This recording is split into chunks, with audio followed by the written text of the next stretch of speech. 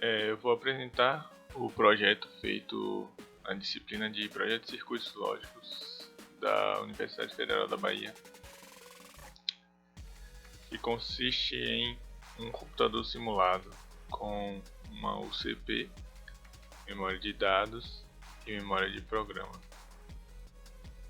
onde a arquitetura foi definida pelo próprio professor e que tem a finalidade de executar um certo programa específico, que é o cálculo do perímetro de um retângulo, certo?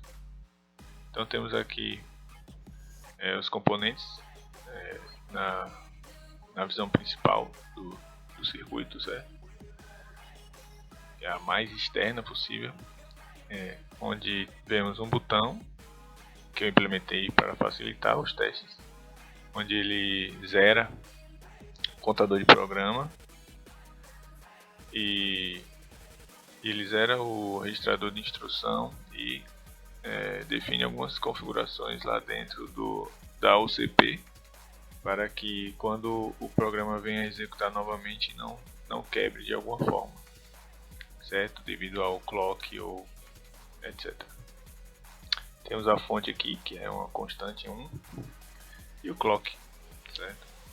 Tivemos a memória de dados e a memória de programa, como foi definido na arquitetura, né? Certo, vamos olhar agora a CPU.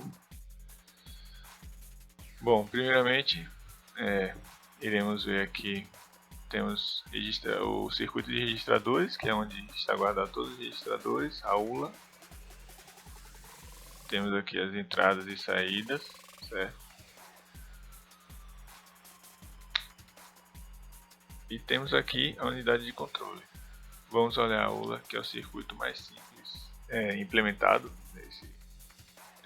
nesse projeto inteiro, que basicamente é um somador, pois o cálculo do perímetro ele requisita apenas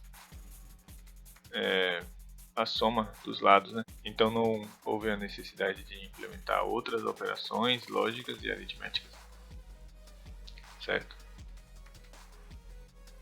Vamos então ver os registradores. Aqui temos o contador de programas, o registrador de instrução, temos o registrador do resultado da aritmética e todos os registradores de uso amplo, certo? Que pode ser usado para qualquer função, a depender da instrução dada.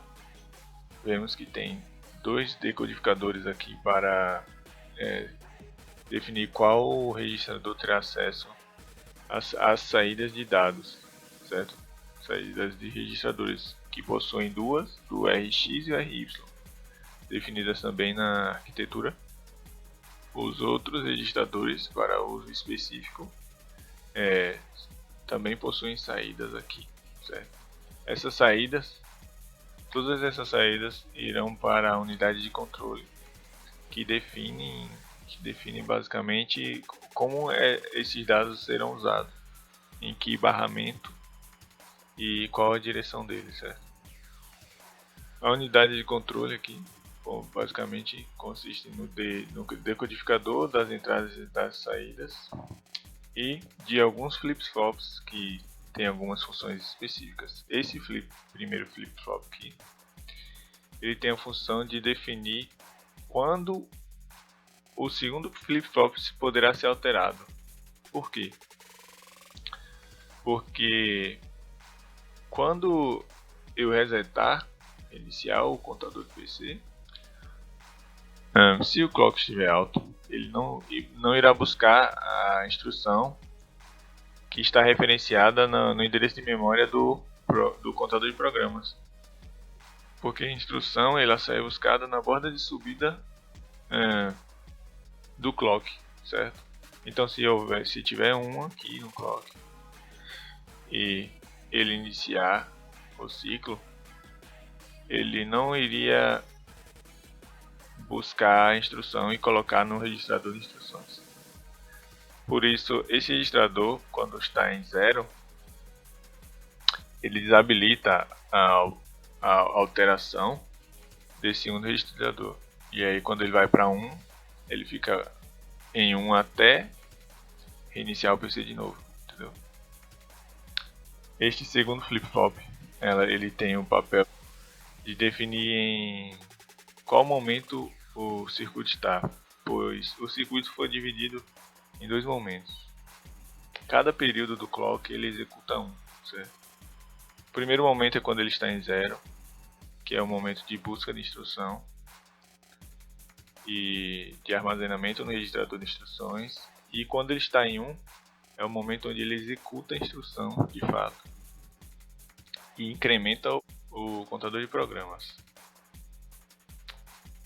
Este terceiro flip-flop aqui, ele define basicamente quando o programa acabou. Se ele estiver em 1, como está agora, ele interrompe todo o fluxo, certo? E desabilita o resto do circuito para que nada seja executado, não seja incrementado o PC, o contador de programas, e nenhuma instrução seja realizada, seja executada. Então ele fica travado até que se altere para 0, também com o botão de reiniciar o computador, certo? Veremos agora o decodificador, certo? O decodificador, ele nada mais nada menos tem o papel de decodificar a instrução, dizer o que o circuito vai fazer com cada instrução que for passada, certo? Aqui vemos a entrada executar, que ela define como 0 todas as saídas, caso ela for 0. E temos a entrada da instrução aqui, que são os bits de fato onde entra nessa lógica. E aqui temos a saída, dizendo o que deverá ser habilitado ou desabilitado para cada tipo de função de instrução. Aqui vemos saída também, certo? De habilitar a gravação de dados nos registradores e na memória. Então, basicamente o circuito funciona dessa maneira. Agora eu vou mostrar ele executando o programa que tem a função de calcular o perímetro de um retângulo, certo? Vou zerar aqui a memória de dados, esse campo, certo? Porque a instrução está definida para esses dois campos aqui, esses dois campos terem os valores dos lados do retângulo, certo? 1D e 3A para cada lado, para os lados, e armazenará nesse campo aqui o resultado do cálculo, certo? Vou zerar aqui o PC. Vemos que o clock está baixo. Agora com a visão dos registradores primeiramente, para saber o que está acontecendo, né?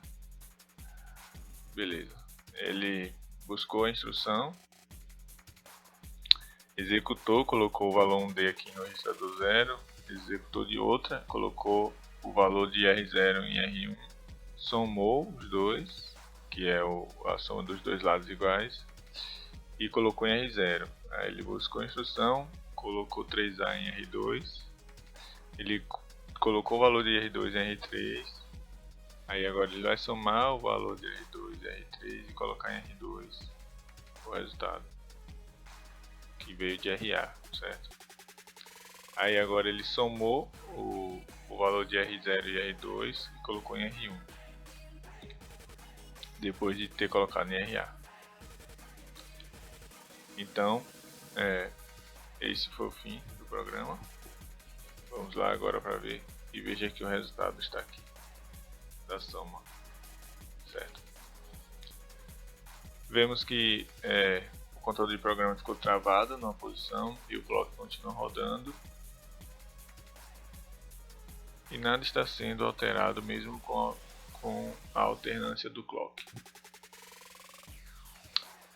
Então vamos executar mais uma vez, olhando apenas a visão de fora para observarmos a memória de dados. Vamos apenas clicar no botão reiniciar PC e esperar. Vamos colocar aqui o valor 00 antes de tudo.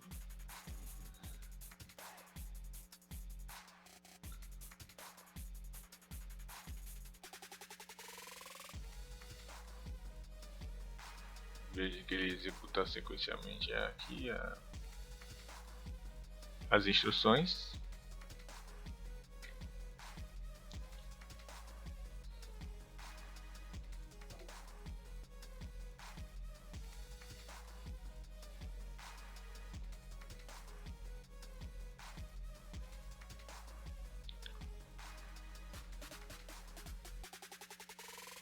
Executou aí o resultado. Esse comando é o comando de fim de programa, e assim ele passa para o próximo e interrompe. Pronto, é só isso mesmo. Até a próxima.